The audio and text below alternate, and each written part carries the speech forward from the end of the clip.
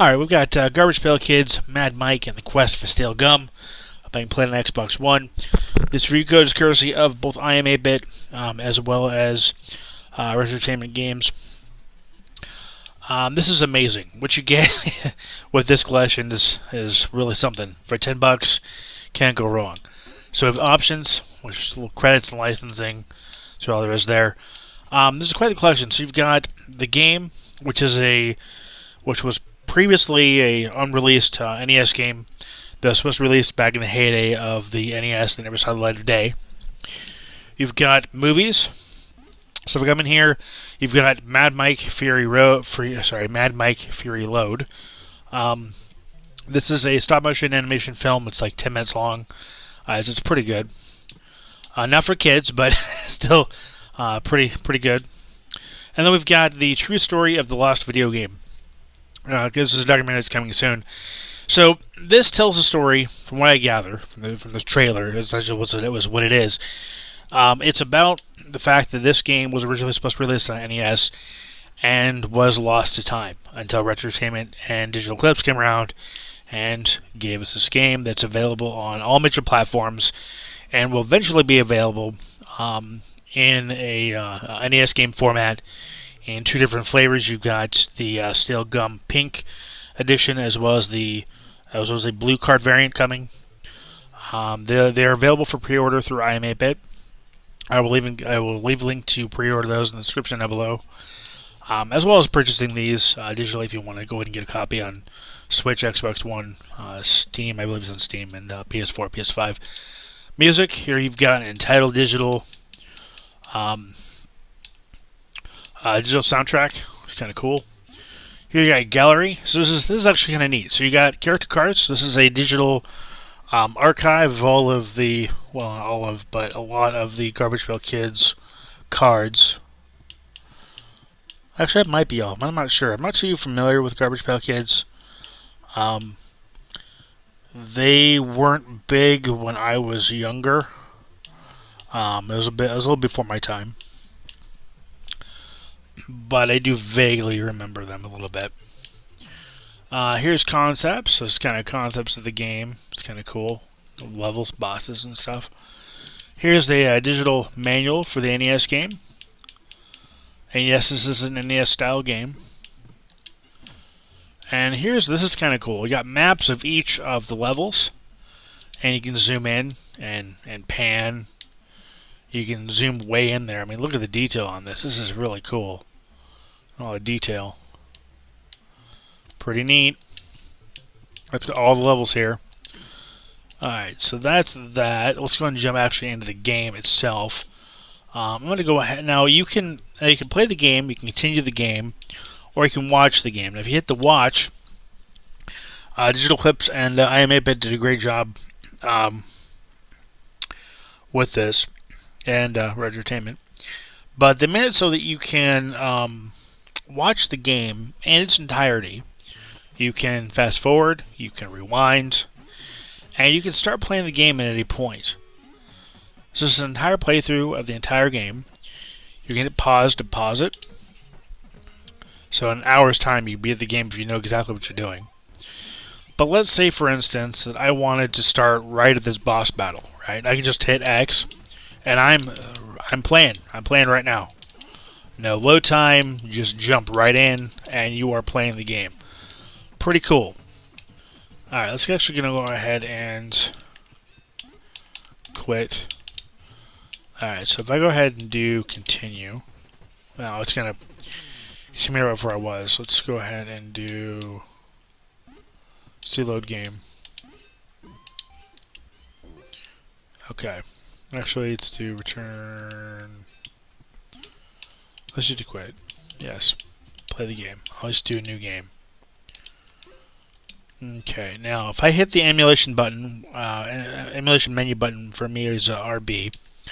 I can come into the emulation options, which you previously saw just a couple seconds ago, where I can return the game. I can return the game. I can quit the game. I can load the game, save the game at any point. You'll have one save spot, so do be aware of that. If controls, so you can change the controls. You can reset the controls or just view the controls. Screen size, so you can do normal, full, or wide. You can turn on TV filters, kind of neat. And you have a couple different border options.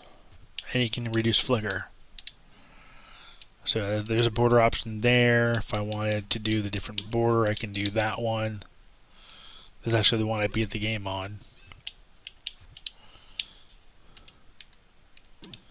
And here's border 1. I kind of like border 1 also. So I can do start or continue. But I don't have a continue game, so I just start a game. So you got 4 different difficulties here. You got Tourist, which is infinite lives. Easy, which gives you 8 lives. Normal gives you 4 lives. And Hard gives you 1 life. I'll go into easy mode. Nothing wrong with that. And then when you start the game, oops, you can pick a stage. Similar to like DuckTales 2. You can pick a stage. Go ahead and just do the Stone Age stage. And the Garbage Pail Kids will flush down the toilets. It's kind of funny. And then you'll be in the level here. Okay, so this is a platformer. So each character has their own attack. So we got Mad Mike. And I forget the other characters' names. I don't quite remember what their names are, but this one lets you puke as your attack. Kind of cool, interesting. And then this is oh gosh, I forget her name. Something Patty, I think. But as she walks, she like distorts her face. Kind of weird. But she has a almost like a double jump attack. So when she jumps and you hit the jump button again, she'll actually attack, and that's her attack. And then you've got Leaky Lindsay, which has the booger attack. And then those are the Garbage Pail Kids you can play as. You can swap them at any time by pressing I think it's the view button on the Xbox One controller. So pretty cool, and you can even swap mid jump. Now you'll meet people along the way in each stage, in various areas, or just at the very start. You can go ahead and spark conversation with them, and they'll offer to trade you cards. And cards can be used for various things. So let's say I wanted to have. So these actually don't do anything, but there's certain cards that will actually do things that you can trade cards for that you pick up from garbage cans.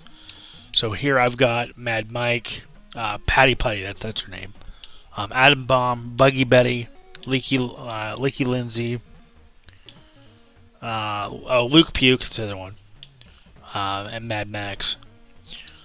So I'm not going to actually go ahead and trade anybody because I don't want to do that. But if you hit the wrong button, if you hit the start button, which is the menu button, here's your card collection. Here's the power cards you can use. So Live Mike lets you stun all enemies. Mad Max lets you revive a kid, so if one of your kids dies, you can use this and revive them. And then Atom Bomb damages all enemies on screen. And then Buggy Betty is kind of cool. Buggy Betty allows you to fly, so you can fly through the stage. In fact, I'm going to go ahead and use Buggy Betty. So now, if I hold down the jump button, I can just fly. Get a card. Of course, it doesn't last forever, but it's still kind of cool. And then each character is going to have its benefit. Putty Patty is nice for jumping long distances. The only thing I don't like about Putty Patty is the fact that the attack doesn't always land. Sometimes it registers it as just a jump. So to be aware of that can happen. That's why I usually only use Putty Patty in the event that I'm needing to jump over gaps, or maybe I'm trying to just get through a level rather than trying to explore it. I typically utilize Leaky Lindsay, or I'll use Luke if I'm needing to to kill an enemy that is just out of reach, but can be reached with the puke. And then Mad Michael used in the event that I don't have any other characters to use, essentially. There we go, got the card.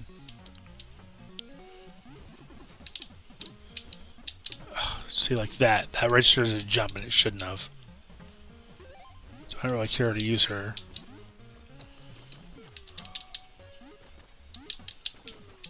But I really like the music. I love the 8-bit art style. I love the fact that they've added so much to this collection. And you have all of the, like, for instance here, I would use Luke to puke on him, because it's easier to hit him.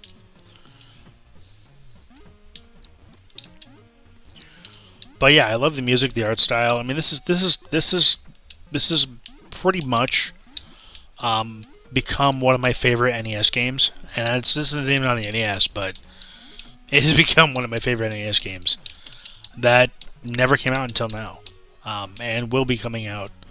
I believe the first quarter of next year is when it'll actually be released on NES. Oh, and you can rewind. I forgot about that. You can rewind at any time by hitting LB. So if you get hit and you don't want to get hit, you can just hit rewind. Or if you fall down a pit and die, you can just hit rewind. Pretty handy. I'm just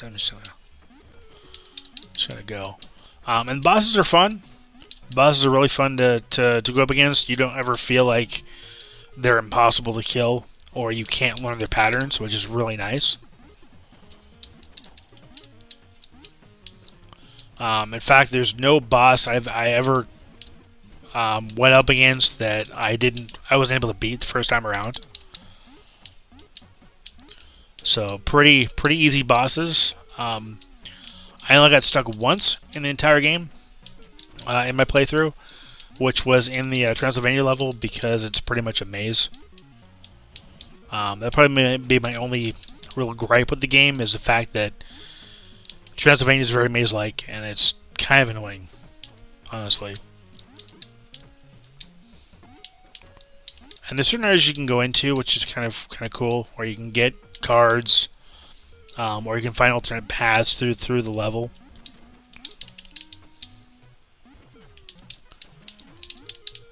But Prehistoric and Tokyo are probably my favorite stages. Least favorite would be Transylvania. Beyond that, I would have to say probably Egypt, just because the color palettes are. There's just too much orange for me, orange, yellow.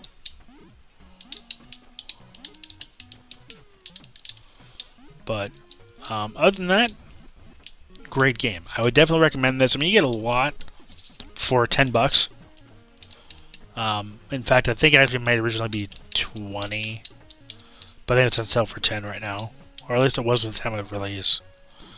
I mean, even so, even if it is $20, it's $20. You get a lot of content here for $20. Oh, I killed Leaky Lindsay. Oh, and then there's that trash. So as you get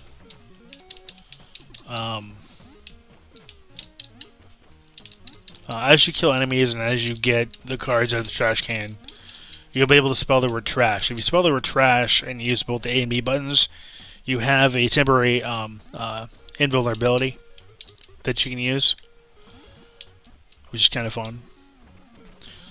Similar to what you get in like Bonk's Adventure, Back of the TurboGrafx, or Sonic when you get the that one power up. Kind of cool to see that. These skeletons kind of annoying. And throughout the entire game, I didn't really notice a whole lot of slowdown like I'm noticing right here for whatever reason.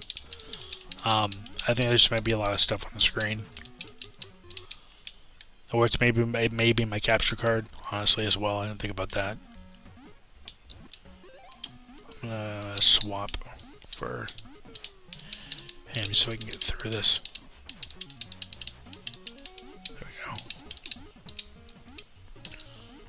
But yeah, overall, great game. I'll go ahead and end it here. Actually, we're at the 50-minute mark. I really want to thank Retrotainment, IM8bit, and Digital Clips for not only giving me the opportunity, but also for bringing us this once thought to be forgotten NES game that for me has turned into an NES classic.